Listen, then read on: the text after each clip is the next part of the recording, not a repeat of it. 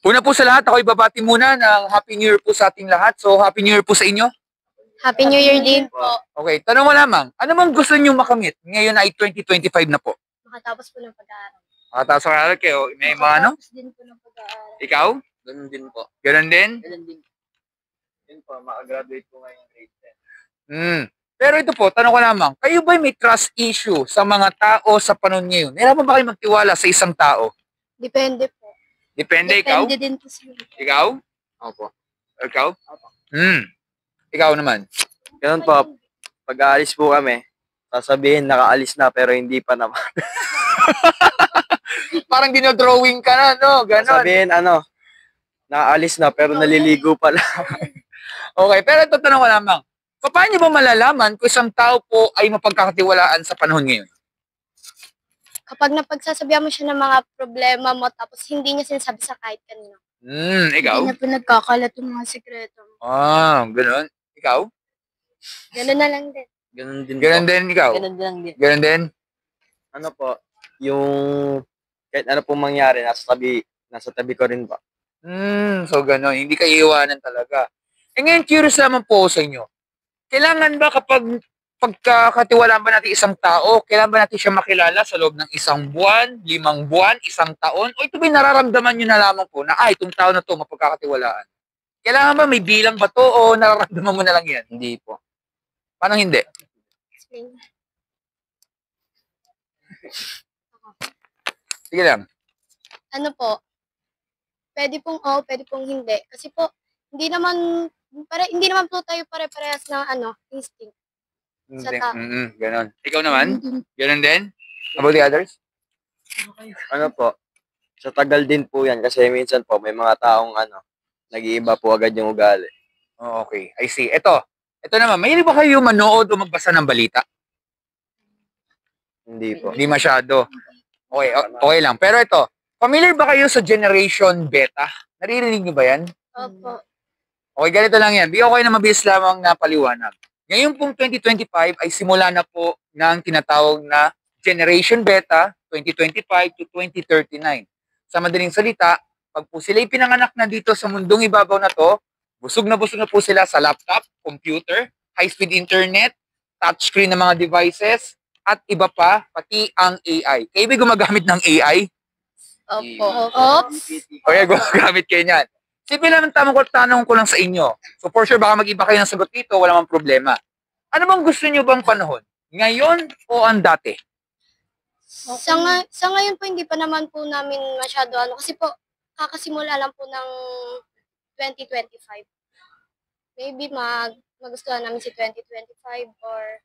So ganun. Ikaw, ano gusto mo? Ngayon o dati? Dati po. Bakit naman dati? Mas maganda po kasi panoorin yung dati. Mas marami Para na nostalgic ka, no? Mga ganun. Kayo naman, ano gusto nyo? Ngayon o dati? Yung dati po. Bakit naman kaya? Parang masaya po balikan yung nakaraan. Masaya mo nakaraan, no? Ikaw naman? Amigo. Yung dati din po kasi, dati po, puro lang po saya. Kasi ngayon po, ang dami pong problema po. Ganun. Okay. Ngayon ko kayo po'y mabibigyan ng pagkakataong payuhan yung mga ipapanganak ngayong tinatawag na Generation Beta. Ano bang gusto nyong ipayo sa kanila? Kasi sila may technology na, may AI na sila sa katabi nila. Anong gusto nyong ipayo sa kanila? Ulitin ko.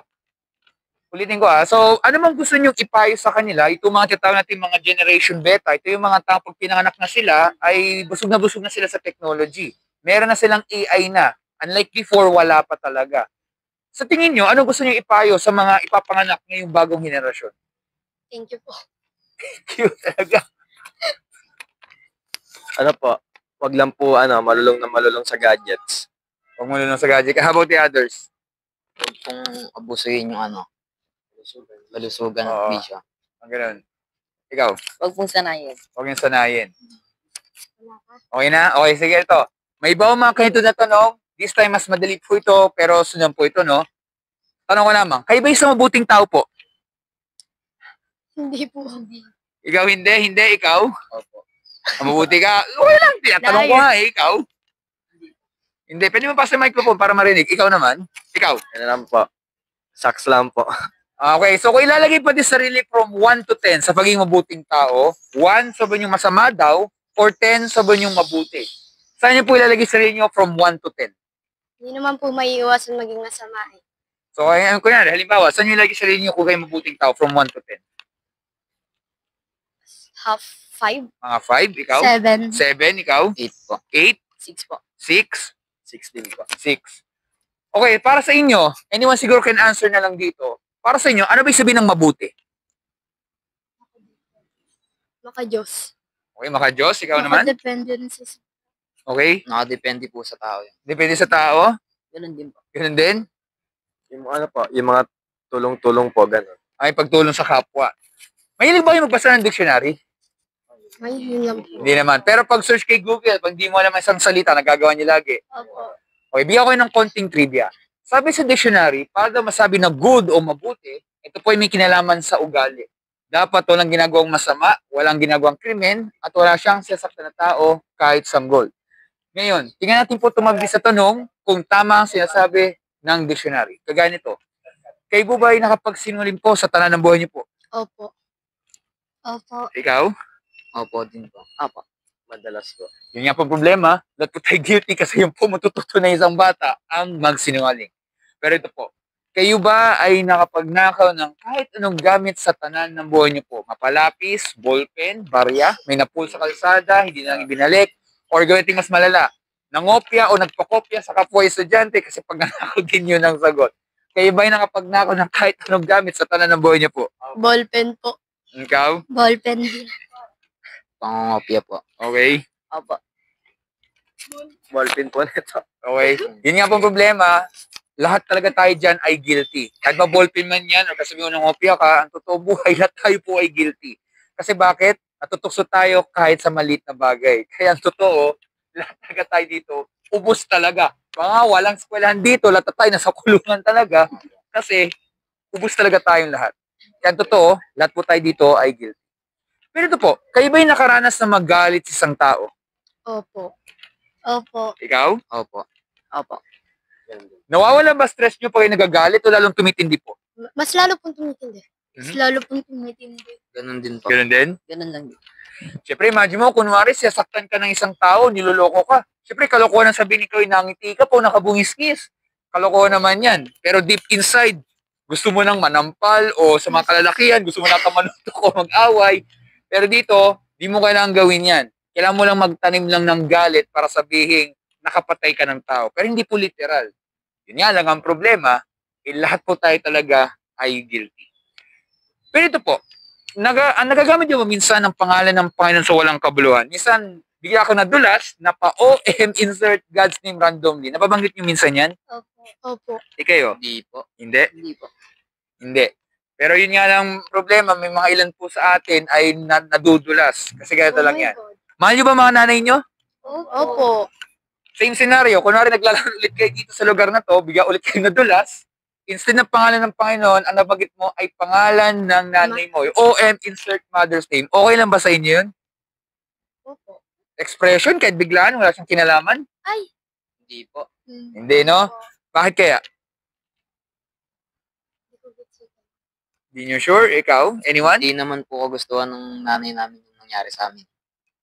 Okay, pero other than that, ikaw, any idea? Ano nga po ulit yung tanong?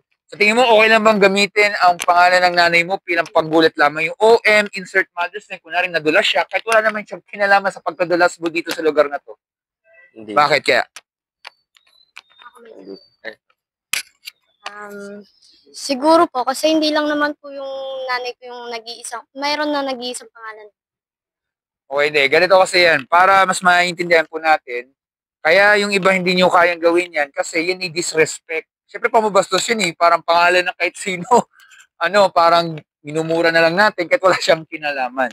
Kasi kaya hindi nagagawa yan kasi mahal yung mga nanay nyo and sana gayon din po kung sa Panginoon. Hindi yung kunwari, nahulog ka lamang, nadulas yung cellphone mo, alam nyo na.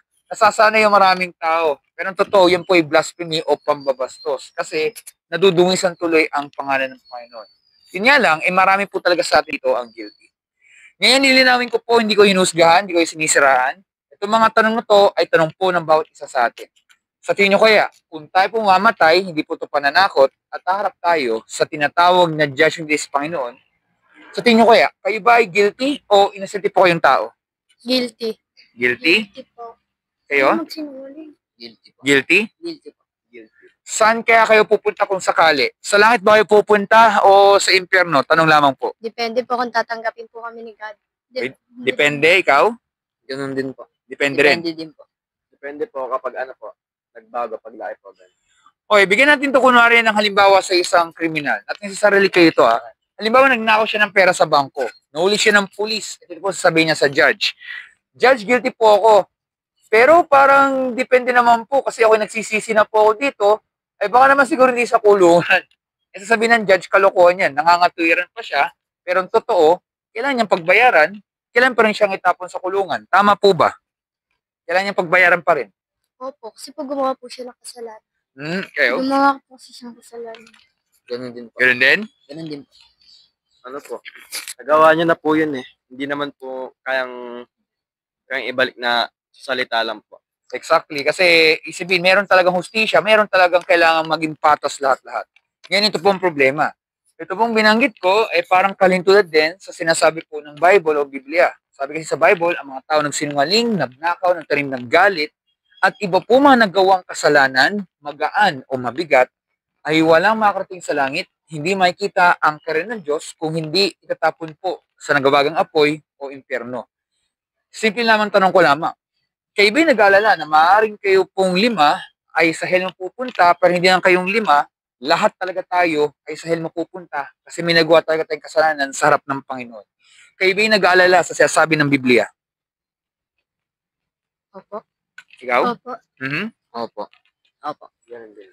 Ano man po mangyari, dapat tayo mag-alala kasi po buhay ang pinag-uusapan natin. O, maaaring may gagawin ata kayo dito, tapos biglang nagkagulat dito sa interview, nagre-record lamang ako, biglang may ganon, nag-cut kasi ng attention kasi hinahat ko muna ng tamang tempo. Hindi wala naman sigurong masama naman dito kasi para sa inyo naman po ito at para sa inyo kasi nagmamalasakit na naman po ako. Tanong ko lamang, kayo ba yung natatakot sa kamatayan? Opo. Ito, Opo. ikayo.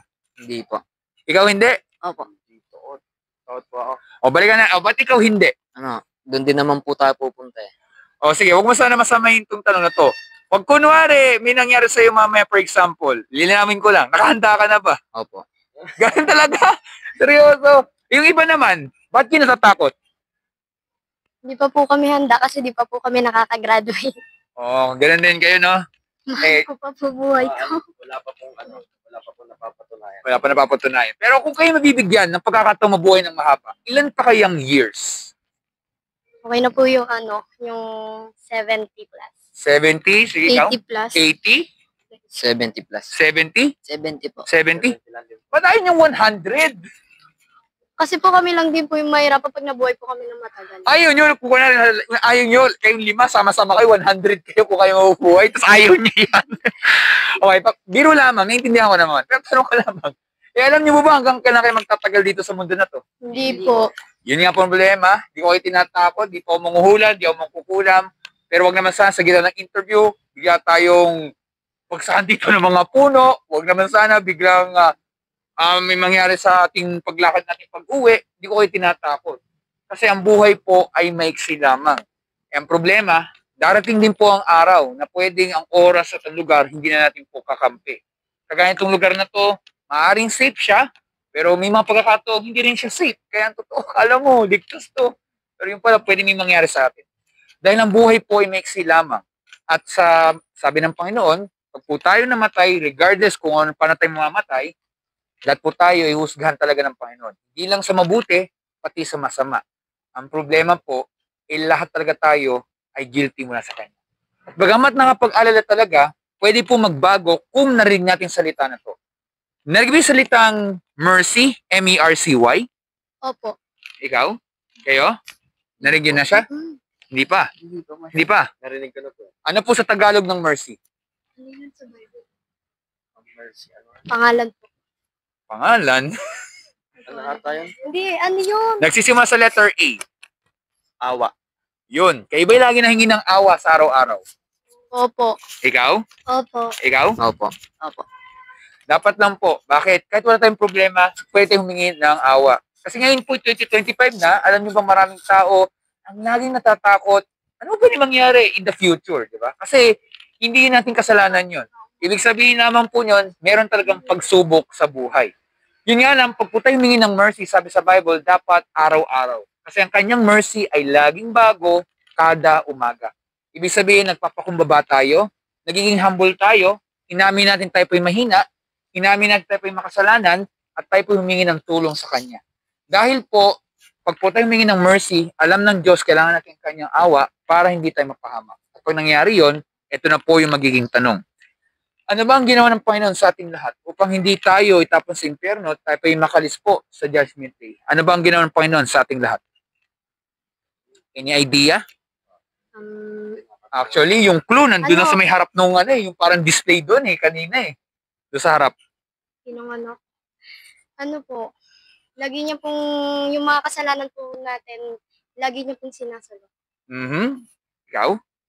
Hindi mo sure ikaw? Hindi. Ano meron sa December 25? Pasko po. Maliban doon. Kapanganakan ni Jesus. Ayun, yan yung sinasabi ko ba, di ba doon sa harap, yung parang yung sabsaban, yung baby. So, yan yung isang simbolo na kung saan ipinanganak ang Panginoong Hesukristo. Tayo pong lahat yung makasalanan din sa Pilipinas, pati sa buong mundo. Tama po ba? Pero yun nga, ang ginawa po ng Panginoong Hesukristo, binuhisyo po yung kanyang buhay, hindi lang po sa inyo, sa ating lahat. Wala siyang ginagawang masama. Gusto na niyang tumulong at nagmamalasakit. Pero ito ang problema.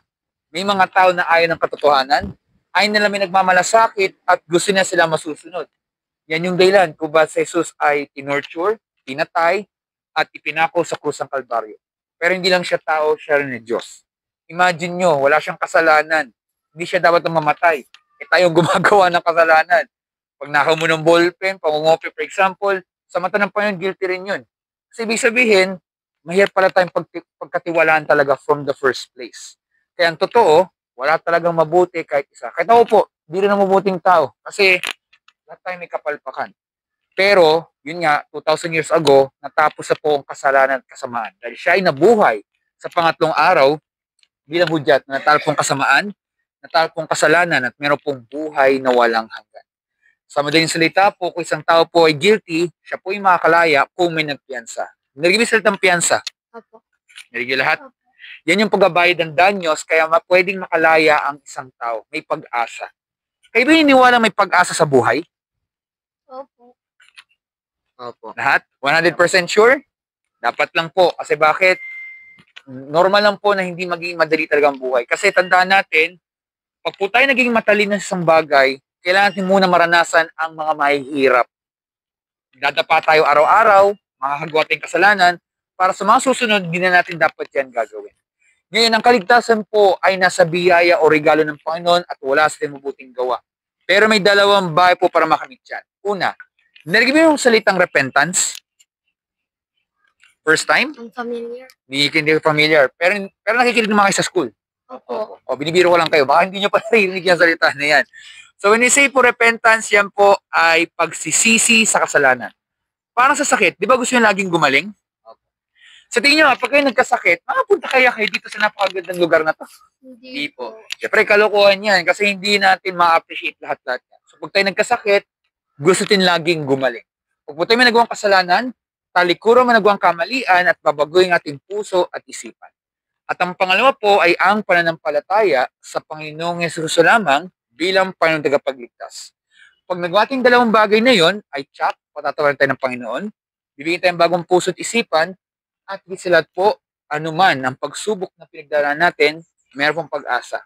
Hindi sa mundo na to, kundi sa Kanya lamang. At dahil doon, meron pong buhay na walang hanggan. So, bago po umalis, meron akong mabisa tanong lamang. Sa tingin nyo kaya, yung totoo, nagsasabi kaya ako ng totoo sa tingin na pag-usapan po? Not sure po eh. Okay, ikaw? Not sure. Not sure, ikaw? Ganun din po. Ganun din po. Opo. Nagsasabi ng totoo? Okay, tanong ko lamang. Pag-iisipan niyo po ba ang ating napag-usapan po? Opo. Hindi. Paano hindi? Maki-clarify. Ulitin ko, pag-iisipan niyo po ba ang ating napag-usapan po after nating interview? Para mapaparealize ka, mga ganun. Mhm. Kasi po hindi naman po yun masasagot kung hindi namin pag-iisipan. Okay. Ganun din po. Ganun din. Opo. Kayo ba may mga Bible sa inyong bahay? Meron po. Ikaw? Wala. Lola po. Sa lola din po. Mhm. Meron din po. Okay, tanong ko lamang, kayo ba nagbabasa ng Bible araw-araw? Hindi po. Hindi. Bihira po. Bihira. Hindi din. Ganito lamang yan. Di ba pag kayo nagugutom, anong gagawin nyo? Kakain po. Di ba lahat araw-araw yan? Kahit tayo busy po, kailangan natin kumain kasi kung hindi, magkakasakit talaga tayo. Sana ganyan din po kung sa Bible. Hindi siya pang display lang ng libro, pero yan ay salita ng Panginoon na parang love letter po yan sa atin. Kasi kailangan nating mabusog, hindi lang sa katawan, pati sa spiritual. Kasi kaya po tayo dito sa mundo ay para makilala natin Panginoon, siyang malugod natin habang buhay. Dahil ang bad news po, lahat po tayo guilty, lahat po tayo makasalanan, lahat po taga tayo ay sa hell mapupunta. Hindi lang kayo, pati ako, lahat. Kasi mataas po ang standard ng Panginoon at walang sinuman ang makakarating talaga na maging mabuti talagang tao. Dahil ang pagiging mabuting tao, eh, hindi talaga magagaling sa Kanya. Kailangan magbago yun kung kikilos ang Panginoon sa buhay niya. Ngayon, kahit hindi nakakatakot, ang good news naman po, maraming po maliligtas. Hindi nga lang po lahat. Pero ay duhog, gusto ko na kayo rin, ay makita rin kayo sa langit din. Kasi nga, kapag isang tao po ay nagsisi sa kasalanan at nanampalataya sa Panginoong Hesus lamang, bilang Panginoong tagapagligtas, sila ay maliligtas dahil yon sa regalo o biyaya ng Panginoon. Hindi dahil sila ay mabuting tao. Dahil mabuti po ang Diyos kasi gusto pa rin niya magligtas ng tao kahit sa panahon ngayon. Dahil yun sa tinatawag na mercy. Kasi pag nangyari yun, magkakaroon po ng kaligtasang tao, mapapatawad, at dahil doon meron pong buhay na walang hanggan. Maraming salamat po dito sa oras na to. Meron ba yung katanungan po? Wala na?